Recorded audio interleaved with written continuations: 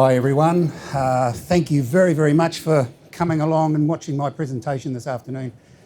Really appreciate your time. It's wonderful to see so many people come along to talk about, you know, mental health and that sort of thing. It's, you know, we all go through it at some period of time. Before I carry on, perhaps I should introduce myself and say, look, my name's Doug Wright. I'm a survivor of a head-on collision in Middlemount, Queensland. I was working in the mines in the Bowen Basin in central Queensland. I was travelling to a work site and had a head-on collision. But before I go on about my story, what I'd really like to say to you today is why I'm here.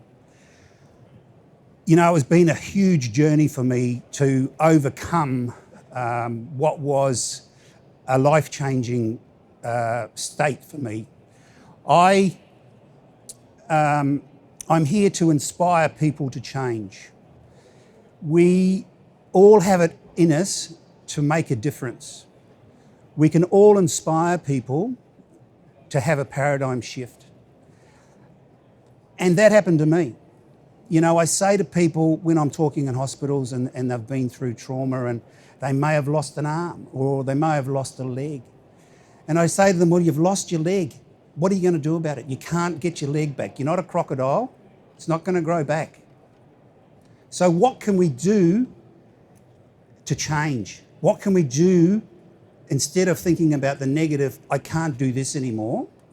What can we do to go, what can I do without my arm? I wouldn't be here speaking today if I hadn't been through what I've been through.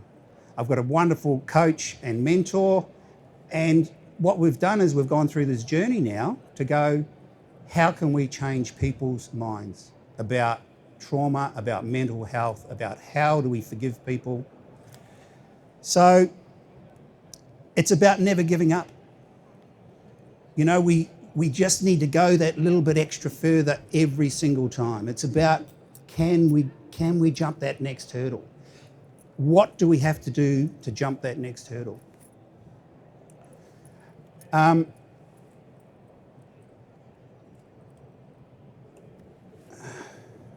Look,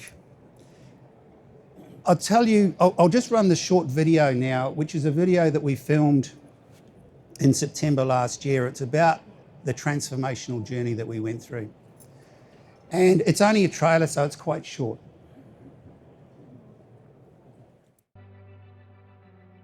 Most often, it's not the injured person's necessarily their fault. You just happen to be in the wrong place at the wrong time. Oh, absolutely. Yeah, Clyde came down after I'd been in the vehicle and asked me if I was all right, and I wasn't too complimentary to him, I must admit.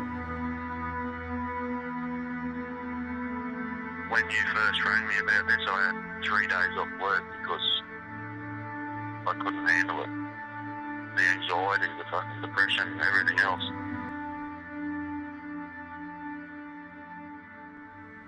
We're just about to have a chat with Clyde over FaceTime. So it's the first time that I've spoken to him. I hope that he picks up. Hello. Hi. G'day, man. How you going? Good, how are you? Very well. Thanks very much for chatting with me today, mate. Really appreciate it. I think we can both benefit from this, I think, you know. Yeah. How did your life change?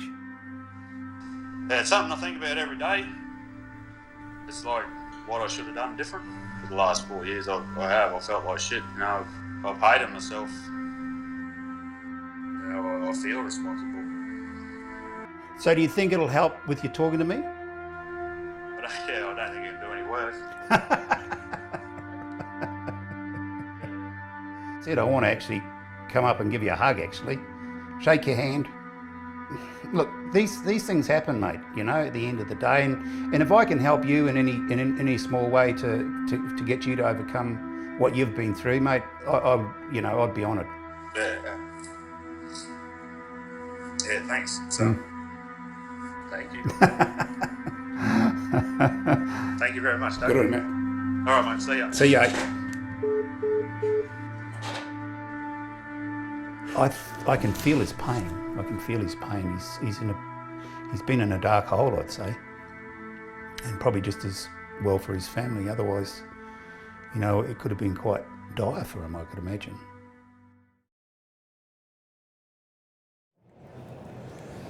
So that's a short part of the film we did, which I said we did in September last year, and that was Clyde. He was in a pretty bad place.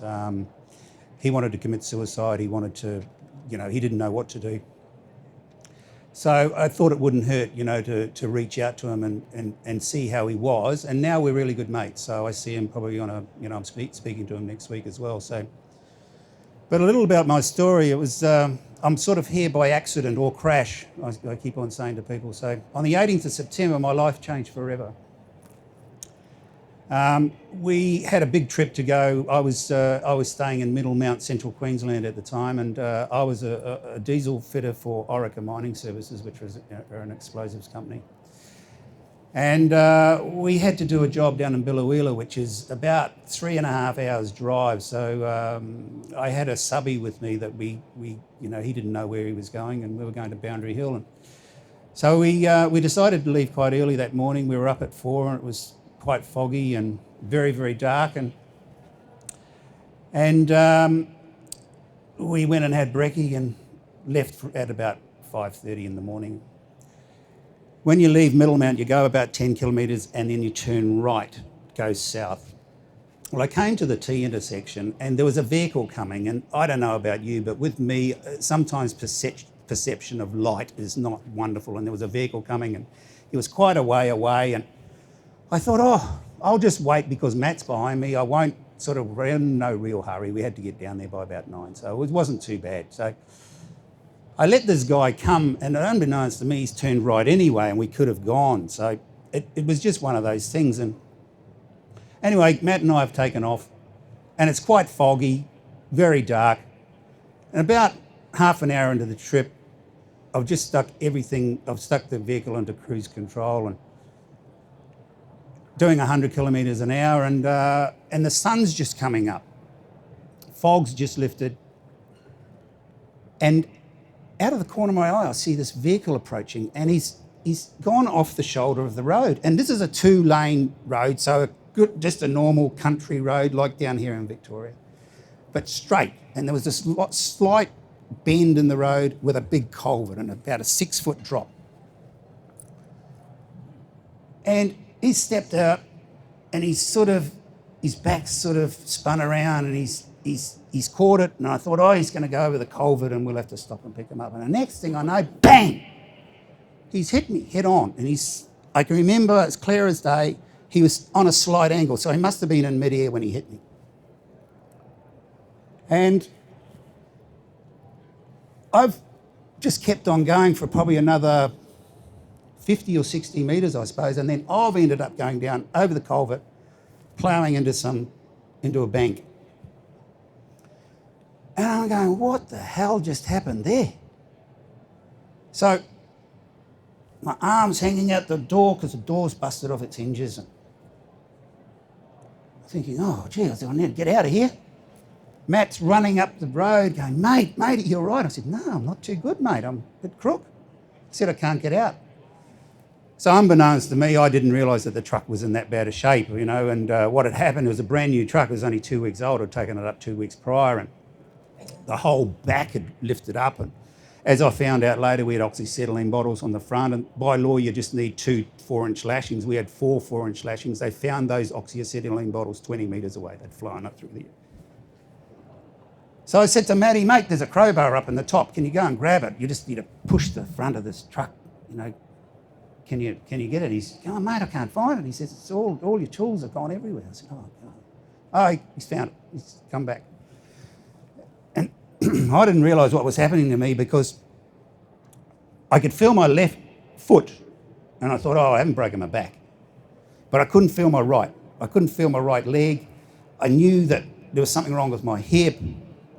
I was in terrible pain. I couldn't move.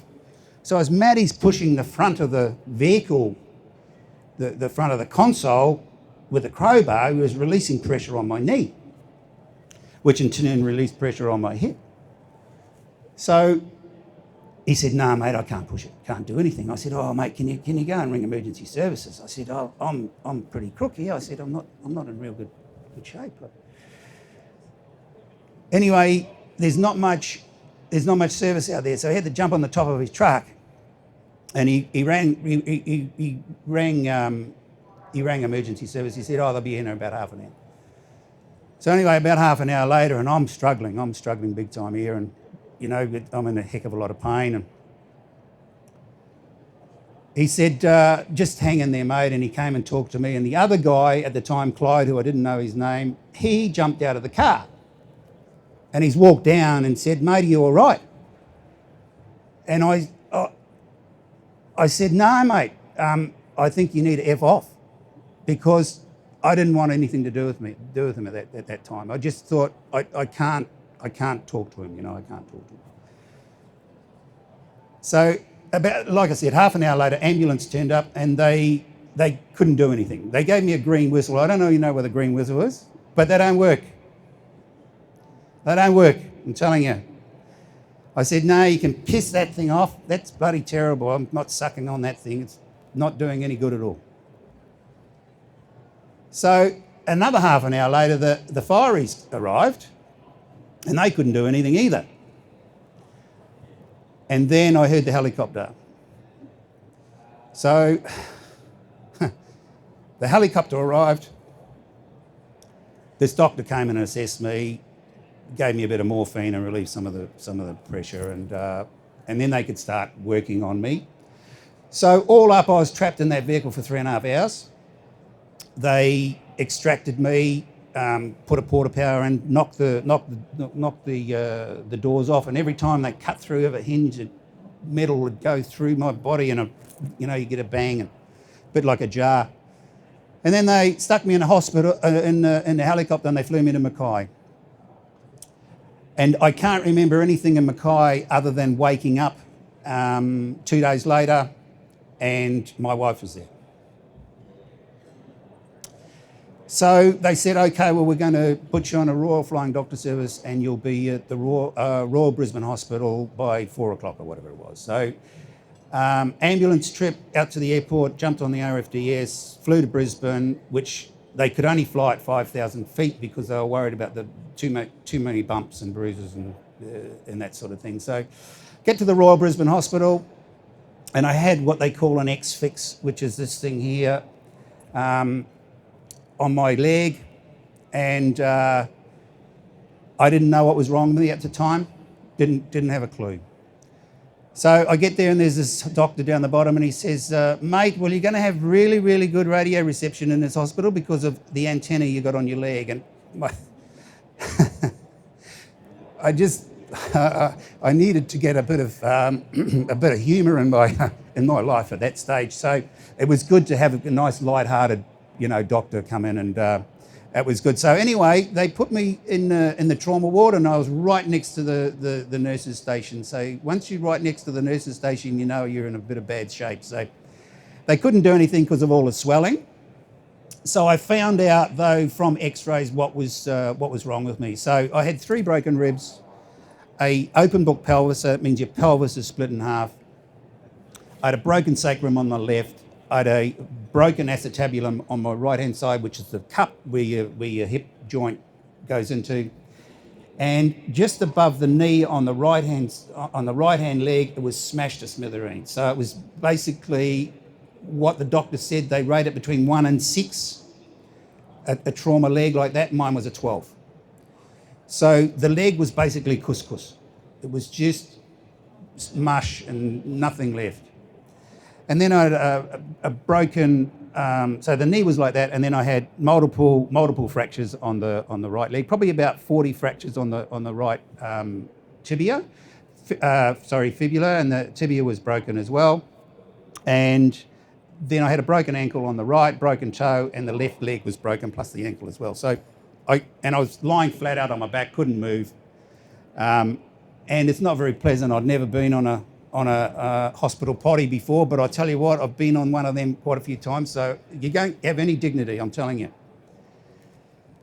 So anyway, they get me into hospital, once the swelling had gone down, they fixed my pelvis first. So I stayed in hospital for, the first stint was about 4.5 months. And I had about 70 hours of operations in that time. And I just got sick of it in the end and said I want to go and do rehab. And they'd done skin grafts on my legs and all these sort of things. And they wanted to do one last operation, was a skin graft. It was right up the top of my leg. And I said, no, just let the skin grow. I'm over these operations. I was dead set over it. But what I must say, while I was in hospital, I met so many wonderful people. I've got 2 great surgeons that I'm really, really friendly with. And what I did was I made friends with everybody in the room. So I just said to them, we can all get over this. So we had what we called the happy room. They'd shifted us out of the main trauma ward to one of the rooms right next door. And I had a guy by the name of Ross Smith, who was an ex-vet, or he was a Vietnam vet, and he'd been in a crash as well. So him and I sort of got a great rapport together, and we said, okay, we're going to have the happy room here. Anybody that comes into this room has got to have a really good attitude. And the nurses knew this as well. So we'd open up the windows and open up the curtains every morning, and that's how we'd start our day. At 7 o'clock, we'd go and, the nurses would come in and give us the tablets and shower us, and we'd have, they'd put the monitors on us, and Ross and I would having competitions to see who had the best blood pressure. And so we started off having this really good relationship with all the nurses. I'll tell you a story. When Ross started walking, we had 12 nurses come in that day, just to egg them on, It was just one of those great atmospheres. So that's where the mental attitude actually started. I just said to myself, I had so much support from my family, my friends, and they'd come in and they'd say, what are you going to do, Doug? And I said, I want to be able to inspire people to have change. So in January 2013, I went and had rehab for 3 months 3 weeks at the Mater Hospital. I never thought I'd walk again. So they got me sort of up, sort of half by walking. And then I went home. Well, that's when the fun started. My wife had to look after me. She had to bathe me. She had to help me go to the toilet. She had to, get all my tablets ready. She was running a business and still does to this day. And so it was a big mental drain on her.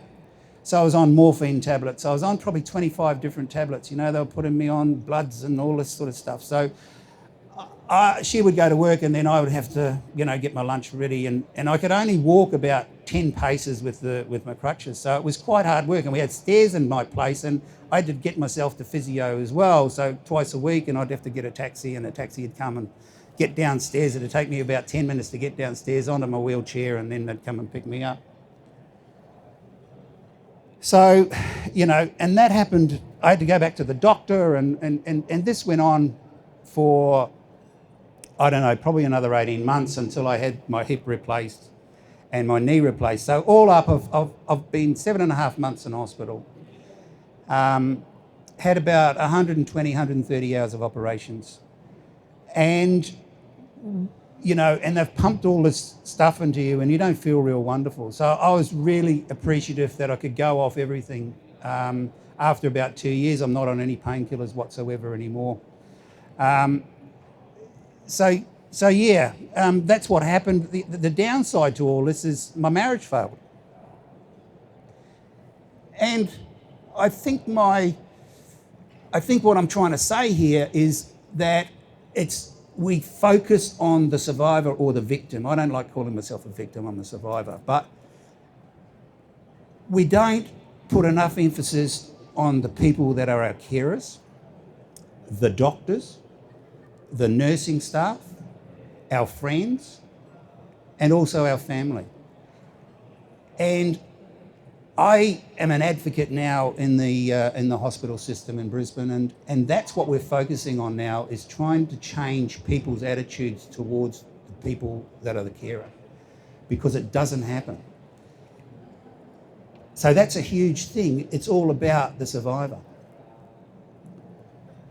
So what happened after that, I met up with John, my coach, who I'd known for quite some time, and he was in Brisbane at one stage, and I'd split up with my wife at this stage, but we were still getting on pretty well. So went and saw John in Brisbane, and I said, John didn't know that what had happened, and I said, John, I've got a bit of a story now, mate. What do you reckon we get this happening and start talking? And he was keen. So I came and saw him in January last year, and that's how things started rolling. We started getting, quite a bit of momentum with regards to doing television stuff. And so we did television, and we did, radio, and we did podcasts. And so we and like I say, I wouldn't have been doing something I'm really, really passionate about now if the crash hadn't happened. So what I focus on now is the fact of what I can do, not what I can't. I can't water ski anymore. I can't, go and kick the ball in the park, but I can do other things that I wouldn't have been able to even think about doing.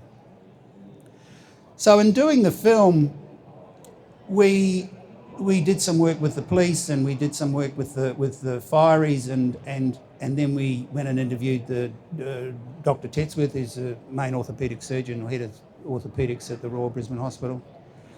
And then we decided to connect with Clyde, which is what you saw. Now, Clyde, he's been a miner all his life, and you see this big burly guy, and I was a bit nervous when I was going to talk to him. And anyway, we FaceTimed, and I just said, mate, I forgive you. You didn't go out there that day to come and run me over, It was just one of those things that happened, and he doesn't even know what happened. He can't even pinpoint what the reason was for doing what happened. So for me, it's opened my eyes, up to possibilities, and that we're all leaders. And leadership starts with everybody. I don't care if it's a little kid that walks along and picks up a piece of paper and puts it in the bin. That's leadership as far as I'm concerned. And I've had a great experience with the company I work for, Orica, and they, couldn't have been more inspiring to me and more helpful along my journey, because, they didn't give up on me. They said, no, Doug, we can, until things happen and you're back on your feet, we're going to support you, we're going to support you. So, look, I mean, we all have an opportunity, I think, to inspire, like I said before, inspire people, whether it's our children at home or whether it's our peers. It's all a matter of we're all leaders. And people go, leadership's, it's a triangle, a pyramid thing. Well, I like to turn that up the other way and say that the leader's got to be down the bottom. He's got to inspire his people up the top. So, his people, that are below him, but he's got to inspire from the bottom. So I think, I just try and change things round a bit and go, look, why can't we? So I suppose, in rounding up, and we'll do a bit of Q&A if that's all right, is how can I, help your organisations and inspire and motivate? What is it? What is it that I can do maybe for you people to go out there and help your businesses, help the people in your organisations to think about change? So what I've done is there's a bit of a survey there and a free discovery session. I've given out some cards. So, I'd really appreciate it if you had the time to spend just filling those out, because I'd love to have your feedback on what I can do better. And also, I'd like to be able to talk to people afterwards, if that's all right, and I'd also like to open it up for Q&A. Thanks, Doug.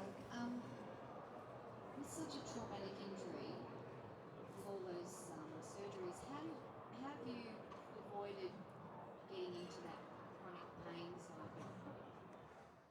So what I did was I actually went on a lot of natural, I looked it up, I did a lot of research. I had plenty of time on my hands. So I did a lot of research on what are natural ways of overcoming pain.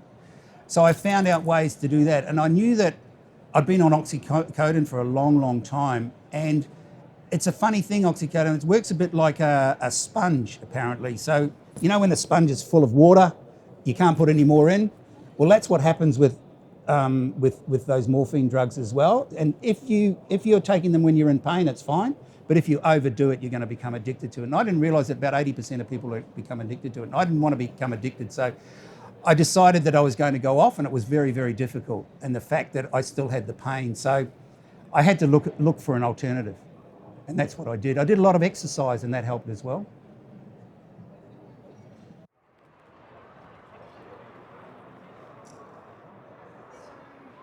Curious, you mentioned the attitude you and your colleague in the room had, and the idea of the happy room.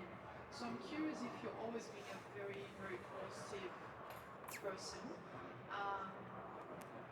Upbringing, what do you think it contributed for that attitude in such a difficult, challenging situation to have that positive mindset in your experience?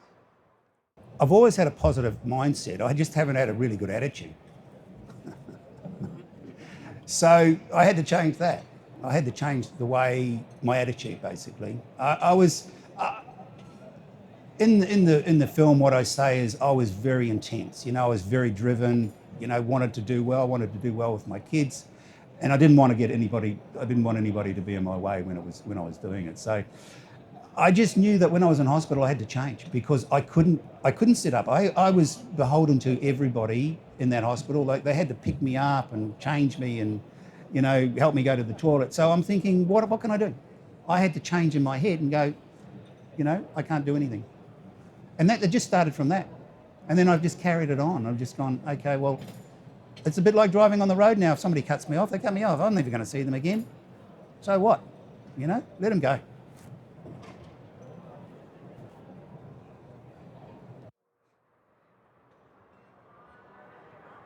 Thank you, Doc. You have talked a little bit about supporting the carers, the family, the loved ones, and the community around you. Could you paint a brief picture about how that might look in a workplace setting? Who are the carers in that workplace setting? I can conceptualise in the family, in the domestic context, Yeah. but the workplace. Well, I was very fortunate. Like I said, I worked for Orica, and I think your colleagues need to step up, and they did for me. They would come and especially with my wife as well. So they would actually get on a Sunday. She'd go around there and have coffee with my boss, but he'd come in once or twice a week anyway and come and see me. And so did quite a few people that were really upper management. They would come and see me as well. And I think it basically comes down to the colleagues that you're working with, because most of us do have some pretty close colleagues. Some of us don't, but most of the time we do have somebody. But they need to step up, definitely. Thanks, Doug. Great story. One final question I have for you is this. We're obviously living in times where the blame game and victims is part of the culture. So, as a bloke, you forgiving Clyde, how did that happen, and what effect has that particular event have on your life now? Thank you. So by forgiving Clyde, he's forgiven himself.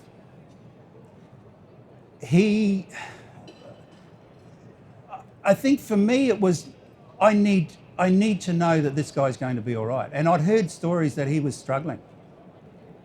So, and I took it upon myself with help from the production team to get in touch with him. So it was a big thing for me, because I was actually quite nervous when I was speaking to him, but I could see his pain, and I could see these tears running down this big burly miner. He's a big burly miner and 6'5" and 130 kilos. And I saw that this guy he had so much pain. And then in talking to him afterwards, and his wife Tracy, they got 4 beautiful kids, and he wouldn't want to be with the kids at all, and now he's just a transformed guy. He's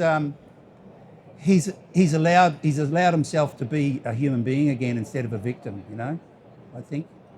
So I think I don't know whether I've answered your question, but I think that in forgiving him, he's become a better human being.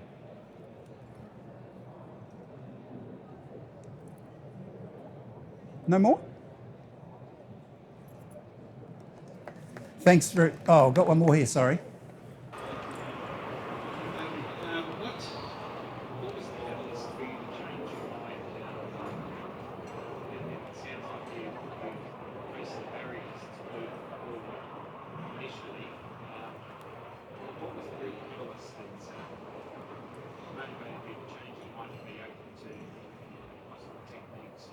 So I didn't sleep for about 4 weeks and I had plenty of time to think. And I had these things going on in my head and I was hallucinating and doing all these funny things on these drugs, right? So I just started thinking on ways that I can start doing things again. What am I going to do when this is all over? Because when I'm in the truck, I thought I'd be off work for 2 days. You know, I've been off work for 5 years. So I thought, I've got to do something. And then these doctors were coming into me and saying, oh, this is going to happen and you're not going to be able to do this anymore. And instead of it getting me down, I started reading books and I started, looking up on the internet, what can I do? What can I do? What can I do? And then I came across Tony Robbins and I thought, I don't think I'm going to be a Tony Robbins, but I can actually see myself talking to groups like this about inspiring people. So yeah, that's how it came about. Thank you very, very much.